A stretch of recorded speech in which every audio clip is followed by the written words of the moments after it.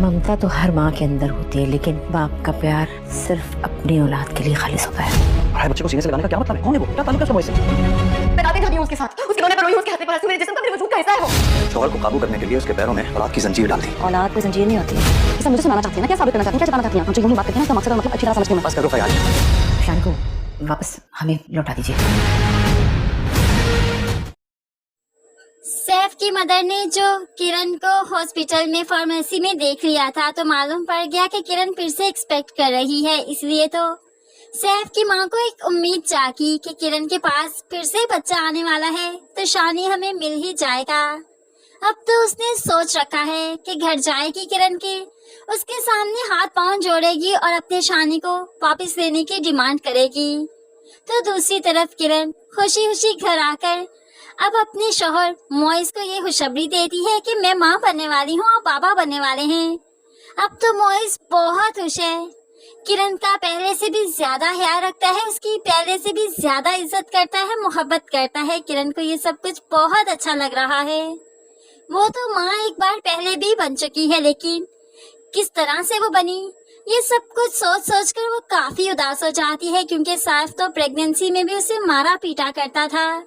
लेकिन मोइस तो जैसे कुदरत का कोई इनाम हो उसके लिए, जिस पर वो बार बार खुदा का शुक्र अदा करती है। मोइस खुशी खुशी अपने वालिदैन को ये खुशखबरी सुनाता है। माँ तो खुशी से फूली नहीं समाती। माँ जिसकी तबीयत काफी खराब रहती है, लेकिन ये खुशखबरी सुनने के बाद वो तो जैसे जी उठी। लेकिन बाप को बहुत गुस्सा है। वो लड़की क्या चाहती है? औलाद की जंजीरें मेरे बेटे के पाँव में डालेगी और उसे अपनी तरफ माइल कर लेगी, उसे रोक सकेगी? ऐसा नहीं होने दूंगा मैं। तो माँ कहने लगी, औलाद कोई जंजीर नहीं हुआ करती, ये तो खुशी है, अल्लाह की तरफ से इनाम है जो कि हमारे मोइस की झोली में डालने वाला है मेरा रब। मैं तो बहुत खुश हूँ। लेकिन बाप यहाँ पर भी नापसंदीदगी का इजहार करते हुए किरण को आज भी मोइस की जिंदगी से निकाल बाहर करना चाहता है।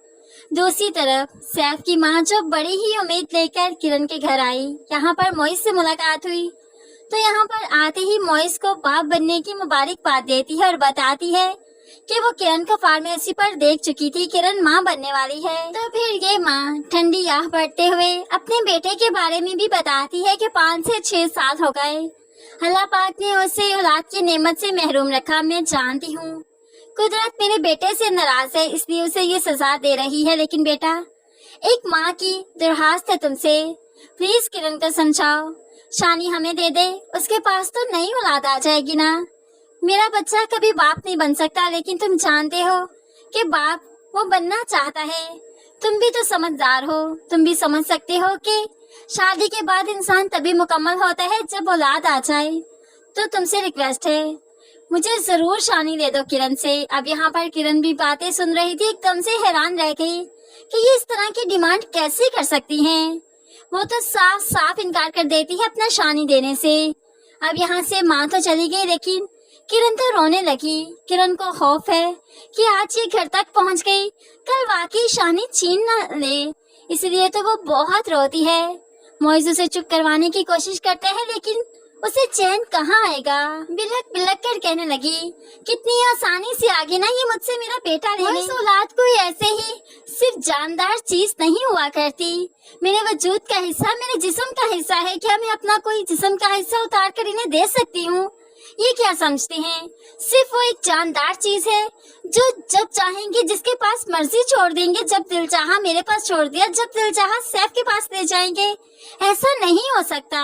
मैंने सिर्फ उसे जन्म नहीं दिया, सिर्फ उसे पैदा नहीं किया, उसे पाला है। एक एक दिन, एक एक रात उसके साथ गुजारी, उसके जागने में जागी हूँ, उसकी हंसी में हंसी हूँ, उसके रोने के साथ रोई हूँ।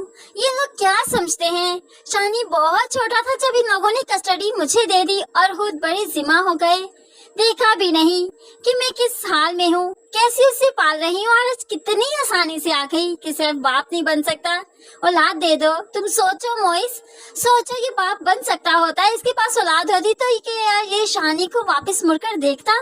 तो आज मैं शानी से क्यों दे दूं? जब कुदरत ने इसे सजा दी है औलाद ना देकर, तो मैं इसकी झोली में अपना शानी कैसे डाल दूं? अब यहाँ पर मोइस भी किरण की बातों से सहमत है, लेकिन फिर यहाँ पर जब अदालत पर केस जाएगा तो जाहिर सी बात है वो बाप है, उसको भी कुछ दिन शानी को मिलने की इजाजत दिया जाया करेगी, यानी कि महीने में कुछ दिन वो अपने बाप से मिलने जाया करेगा और कुछ दिन किरण के पास रहेगा। लेकिन ये सब कुछ किरण के लिए काफी मुश्किल होगा। दूसरी तरफ माँ जब किरण से मिलकर घर गई तो सैफ पूछ लेता है, अम्मी आप कहाँ गई थी, बताकर भी नहीं गई। तो यहाँ पर माँ बता देती है, तुम जानते हो सैफ, किरण फिर से माँ बनने वाली है। अब तो सैफ हैरान, अच्छा अभी कुछ दिन ही तो हुए उसकी शादी को। तो यहाँ पर माँ जो कि फरियाल के पास से ये बात कर रही थी तो फरियाल भड़क उठी, आप मुझे सुना रही है ना ये सब कुछ, आप मेरी वजह से कह रही हो। अगर आपने अपने बेटे से बात करनी है तो अकेले में भी तो कर सकती थी ना, आपको मेरे सामने ये बात करने की क्या जरूरत थी। अब तो वो अपनी सास पर भड़कने लगी और सास बेचारी तो इस बहू से जान छुड़ाती फिर रही है। फ्रेंड्स, क्या आप इस बात से सहमत हैं कि शानी को कुछ दिन सैफ के पास आना चाहिए और कुछ दिन किरण के पास रहना चाहिए? क्या इस तरह से एक बच्चे का मुस्तकबिल दांव पर नहीं लग जाएगा? बच्चे को मालूम ही नहीं होगा कि उसने मुस्तकबिल में करना क्या है, रहना किसके पास है। इस बारे में आप क्या कहते हैं? क्या एक बच्चे की जिंदगी स्पॉइल होकर नहीं रह जाएगी? अब यहाँ पर माँ बाप को बच्चा हो जाने के बाद कंप्रोमाइज तो करना ही चाहिए, लेकिन हम इस चीज का ब्लेम सिर्फ सैफ को देते हैं क्योंकि किरण हर मुमकिन कोशिश कर रही थी कंप्रोमाइज करने की। किरण हर तरह से रहना चाह रही थी, लेकिन सैफ ही था जो उसे रखना नहीं चाह रहा था, क्योंकि किरण तो फरियाल के घर भी गई थी, उससे मिन्नत समाजत भी कर रही थी कि सैफ को छोड़ दो, अब मेरी गोद में तो बच्चा भी है। लेकिन फरियाल ने भी उसकी एक नहीं सुनी थी, एक नहीं मानी थी। तो अब सफर कौन कर रहा है? बच्चा। अब यहाँ पर पेरेंट्स को शादी करने से पहले अगर औलाद से पूछ दिया जाए तो इसमें कोई कबाहत, कोई बुराई नहीं। औलाद की खुशी, औलाद की मर्जी बहुत मानी रखती है, क्योंकि जिंदगी जिन्होंने गुजारनी है अगर वही नहीं चाहते एक दूसरे को तो क्या ही फायदा निकाह का, क्या ही फायदा शादी का, रुखसती का, बच्चों का। इस बारे में फ्रेंड्स आप क्या कहते हैं जरूर कमेंट्स में बताइएगा। मज़ीद वीडियोस के लिए चैनल को सब्सक्राइब करके साथ बेल नोटिफिकेशन जरूर प्रेस कर लीजिए ताकि आने वाली हर वीडियो आप बहुत आसानी से देख सकें। दुआओं में याद रखिएगा, अपना बहुत सारा ख्याल रखिएगा। नई वीडियो तक के लिए अल्लाह हाफिज।